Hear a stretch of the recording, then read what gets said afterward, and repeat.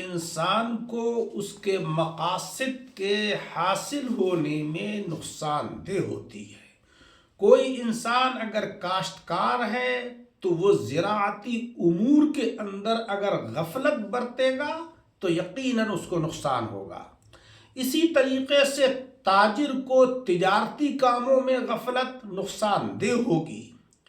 اگر کوئی ملازم ہے تو ملازمتی امور کے اندر اگر وہ غافل رہے گا، بے پرواہ رہے گا تو وہ اس کو نقصان دہ ثابت ہوگی۔ اسی طریقے سے دینی معاملات کے اندر انسان کو چاق و چوبند رہنا چاہیے، اس کے اندر غفلت نہیں برتنا چاہیے۔ یہ غفلت اس کو نقصان دہ ہوگی اور غفلت کی وجہ سے اللہ جل شانہ وعم نوالہ کے یہاں اس کی گرفت ہوگی۔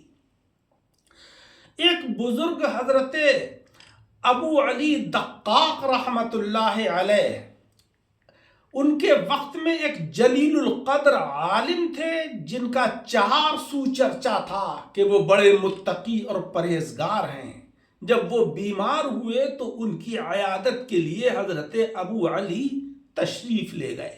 دیکھا کہ ان کے آس پاس ان کے شاگردوں کا جنب غفیر ہے اور وہ بزرگ رو رہے ہیں۔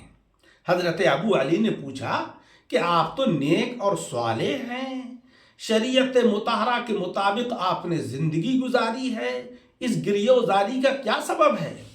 تو وہ کہنے لگے کہ میں نے نمازیں بھی پڑھیں، روزے بھی رکھے، میں نے زکوٰۃ بھی ادا کی، دین کے معاملات میں میں اپنے کو مصروف رکھے رہا، لیکن مجھے ڈر یہ ستا رہا ہے کہ کہیں کسی کام کی انجام دہی میں مجھ سے غفلت نہ ہوئی ہو اور اس غفلت کی وجہ سے اللہ تبارک و تعالیٰ کی بارگاہ میں میری گرفت ہو جائے۔ تو دیکھیے بزرگوں کا عالم تو یہ ہے، اور آج ہمارا حال یہ ہے کہ ہم نمازوں سے بھی غافل، ہمیں روزوں کے اہتمام کی بھی فکر نہیں، زکوٰۃ کی ادائیگی سے بھی ہم لاپرواہ۔ تو جب ہماری یہ کیفیت ہوگی تو ہمارا کیا حال ہوگا؟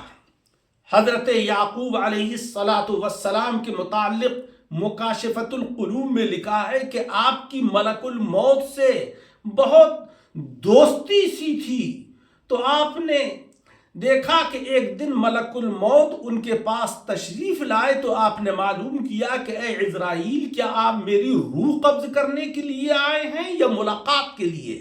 تو ملک الموت نے کہا کہ میں آپ سے ملاقات کے لیے آیا ہوں۔ حضرت یعقوب علیہ السلام نے فرمایا کہ میری آپ سے یہ گزارش ہے کہ جب میری موت کا وقت قریب ہو اور میری روح آپ قبض کرنے کے لیے آنے والے ہوں تو اس سے پہلے آپ مجھے باخبر کر دیجئے گا۔ حضرت ملک الموت نے حضرت یعقوب علیہ السلام سے فرمایا کہ جی ہاں، میں ایسا کروں گا۔ لیکن جب روح قبض کرنے کے لیے آئے تو حضرت یعقوب علیہ السلام نے فرمایا کہ اے عزرائیل، میں نے تو تم سے کہا تھا اور میرا تم سے وعدہ ہوا تھا کہ تم میری روح کے قبض کرنے سے پہلے مجھے خبردار کرو گے۔ تو حضرت عزرائیل جو ملک الموت ہیں، موت کا فرشتہ ہیں، انہوں نے کہا کہ میں نے آپ کے پاس 3 قاصد بھیجے تھے۔ سب سے پہلا قاصد تو یہ تھا کہ آپ کے بال سیاہ تھے، وہ سفید ہو گئے، یہ پہلا قاصد۔ دوسرا یہ کہ آپ کے جسم کے اندر جو چستی اور پھرتی تھی وہ لاغری اور کمزوری میں تبدیل ہو گئی، یہ دوسرا قاصد۔ اور تیسری یہ کہ آپ کی کمر جھک گئی، جو آپ سیدھے چلتے تھے اب جھک کر چلنے لگے، یہ تیسرا قاصد۔ یہ 3 قاصد میں نے پہلے آپ کے پاس بھیجے، اس کے بعد میں آپ کے پاس آیا ہوں۔ پیارے عزیزوں، اب تو دور ایسا ہے کہ قاصد بھی نہیں آتے، بال سیاہ رہتے ہیں، جسم میں طاقت بھی ہوتی ہے، کمر بھی نہیں جھکتی، مگر موت کا پیغام آ جاتا ہے اور فرشتہ ہماری روح قبض کر لیتا ہے۔